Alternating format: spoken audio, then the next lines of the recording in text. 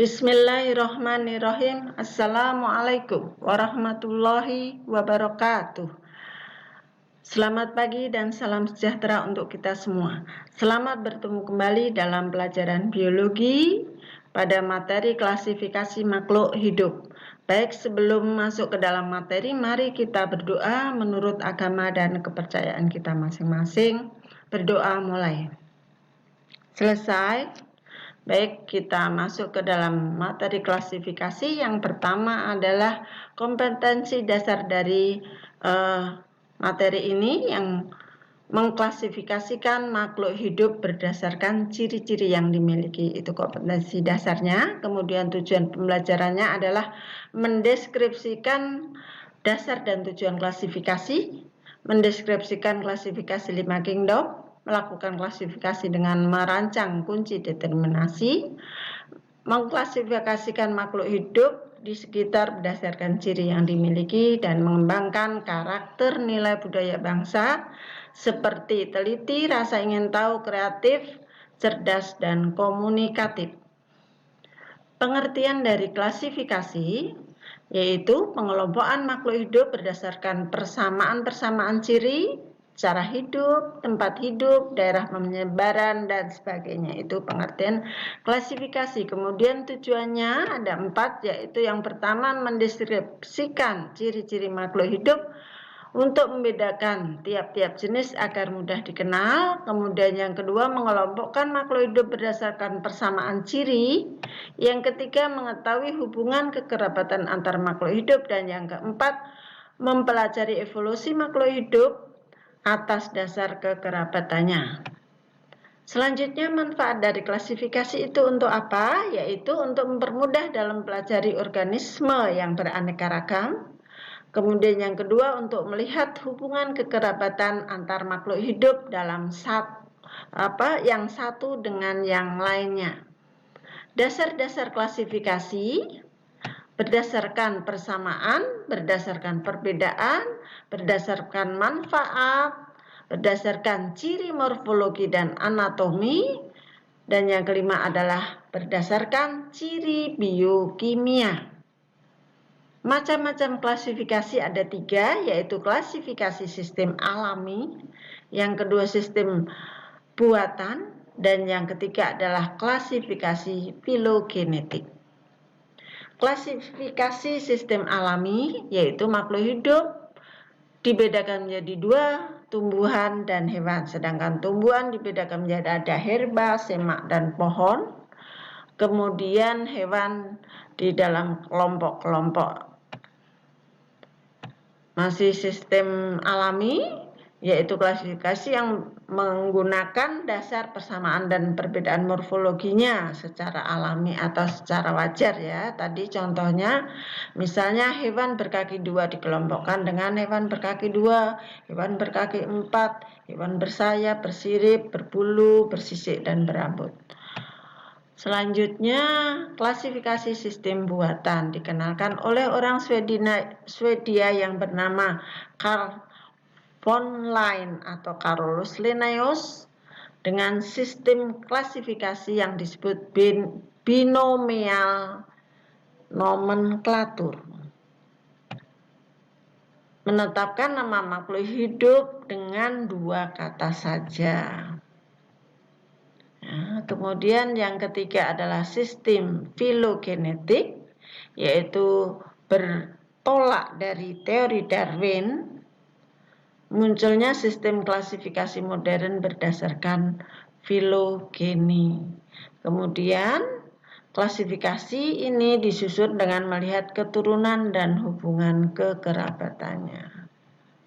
Perkembangan klasifikasi filogenetik yaitu sistem 2 kingdom dikemukakan oleh Aristoteles, kemudian dibagi menjadi 2 kingdom, yaitu kingdom lantai adalah dunia tumbuhan dan kingdom animalia adalah dunia hewan dengan ciri-ciri kalau tumbuhan memiliki ciri memiliki dinding sel, berklorofil dan mampu berfotosintesis, sedangkan kingdom animalia ini kebalikannya, tidak memiliki dinding sel dan tidak berklorofil, tetapi untuk hewan mampu bergerak bebas, maksudnya bergerak dari satu tempat ke tempat yang lain, tetapi gerakan pada tumbuhan hanya gerak pasif yang ada pada tempat itu saja.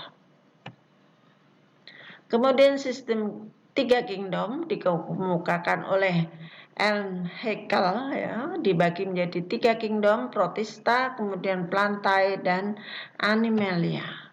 Selanjutnya sistem 4 kingdom dikemukakan oleh Herbert Copeland. Makhluk hidup dibedakan menjadi 4 kingdom, yaitu kingdom Monera yang memiliki ciri tanpa membran inti atau prokariotik, kemudian protista, jadi makhluk hidup terdiri dari organisme bersel satu dan bersel banyak, kemudian plantae terdiri dari jamur, tumbuhan lumut, tumbuhan paku, dan tumbuhan biji. Selanjutnya yang keempat adalah animalia, terdiri dari semua hewan dari protozea sampai chordata. Kemudian sistem 5 kingdom ini yang sangat terkenal, ya, biasanya muncul dalam pertanyaan-pertanyaan atau dalam soal-soal, dikemukakan oleh Robert H. Whittaker, dibedakan menjadi 5, yaitu kingdom Monera, kemudian kingdom Protista, ya. Selanjutnya yang ketiga adalah kingdom Fungi atau jamur. Yang keempat kingdom Plantae atau dunia tumbuhan. Kemudian yang kelima adalah kingdom Animalia, ya. Selanjutnya ini kita lihat coba tumbuhan, hewan, jamur, monera, dan protista, gambarnya seperti itu, ya. Kemudian sistem 5 kingdom yang dikemukakan oleh Carl Woertz, yaitu plantae, kemudian animalia, eubacteria, kemudian yang keempat adalah archaebacteria, prokariot, kemudian yang kelima adalah protista, dan yang keenam adalah fungi. Itu untuk sistem 5 kingdom. Kita lihat tadi dari 5 kingdom ditambah 1, yaitu archaebacteria, ya. Itu bentuk-bentuknya. Selanjutnya klasifikasi dalam biologi modern. Tahapan dalam klasifikasi yang pertama adalah penyanderaan ciri-ciri makhluk hidup yang kalian sudah pelajari, ciri-ciri makhluk hidup itu apa saja. Kemudian yang kedua adalah pengelompokan berdasarkan ciri-ciri. Ketiga, pemberian nama takson. Nah, urutan tingkat takson dalam klasifikasi itu, ya, yang pertama spesies ini berarti dari yang terendah ke yang tertinggi. Yang paling rendah adalah spesies atau jenis, kemudian genus atau marga, familia atau suku, ordo atau bangsa, klasis itu kelas, filum atau divisio, dan kingdom adalah kerajaan. Nah, urutan tingkat takson dari yang tertinggi ke terendah, ya. Kalau tadi dari rendah ke tinggi, ini dari tinggi ke rendah, kemudian tingkatan taksonnya, ya. Kalau hewan itu yang kedua adalah filum, sedangkan pada tumbuhan itu divisio. Selanjutnya untuk contoh klasifikasinya, ya, ini animalia, chordata, mamalia, primata, homonia, pungu, pemes, orang hutan Kalimantan itu pygmeus, ya. Selanjutnya, nah ini, ya, untuk klasifikasi hewan, kingdom, filum, kelas, ordo, familia, dan genus, ya, sudah tahu. Itu contohnya kingdom animalia, ya, berbagai binatang, kemudian chordata, kelas mamalia, ordo karnivora, ya, karnivora pemakan, tumbuhan dan hewan ya. Kemudian pemakan hewan ya, famili Canidae, kemudian genusnya adalah Canis, spesiesnya adalah Canis famillaris ya. Ini contoh dari tingkatan takson macan tutul atau nama latinnya adalah Panthera pardus ya.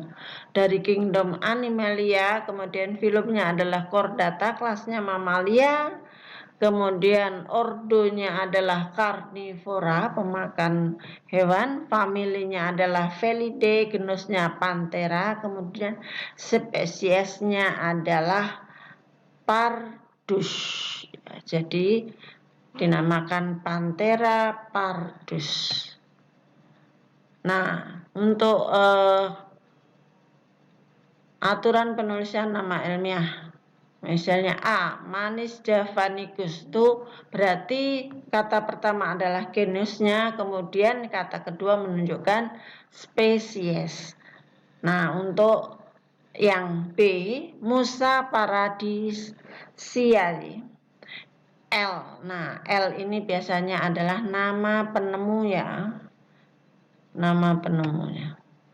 Kemudian penamaan ilmiah makhluk hidup, yaitu sistem penamaan yang disetujui oleh ahli taksonomi sedunia dalam sistem nama ganda, yaitu binomial nomenklatur. Dan Kaspar Bauhin dalam bukunya Pinacteri Botaniki tahun 1623, walaupun telah menerapkan sistem nama ganda bagi tumbuhan, tapi Linnaeus lah yang dianggap sebagai pencipta sistem ganda karena yang bersangkutan secara konsisten menerapkannya dalam bukunya Species Plantarum ya, Species Plantarum 1753. Jadi yang terkenal dengan bapak klasifikasi yaitu Carolus Linnaeus. Selanjutnya penamaan ilmiah makhluk hidup, aturan penulisannya. Yang pertama, setiap nama terdiri atas dua kata. Contoh Duriosipethinus itu durian, kata pertama menunjukkan genus, sedangkan kata kedua menunjukkan spesies. Jadi huruf pertama ditulis dengan huruf besar atau kapital, huruf kedua ditulis huruf kecil. Kemudian kedua kata dicetak miring atau di garis bawah. Jika nama hewan atau tumbuhan lebih dari satu kata, maka kata kedua dan seterusnya diberikan tanda penggandeng strip ya, Hibiscus rosa sinensis. Nah, itu diberikan tanda minus. Pada tumbuhan tidak boleh merupakan tautonim, yaitu nama yang terdiri dari dua kata yang persis sama atau hampir sama, seperti linaria. Nah, aturan ini tidak berlaku pada pemberian nama hewan. Contohnya Pangasius Dumbo ya. Kemudian sistem klasifikasi tadi, ini adalah contoh-contohnya, misalnya ini hewan ya, kerajaan Kingdom Animalia, filumnya adalah Chordata, kelasnya Mamalia, ordonya Scandentia, kemudian familia atau Tupaidae, kemudian marganya adalah Anatana, jenisnya ada Elioti ya, jadi Anatana Elioti nama latinnya. Kemudian nih kita lihat tumbuhan dari kerajaan Plantae, definisinya adalah Magnoliophyta, kemudian kelasnya Liliopsida, bangsanya adalah Asparagus, familinya Orchidaceae, marganya adalah Leylia, kemudian jenisnya adalah Anceps, sehingga namanya adalah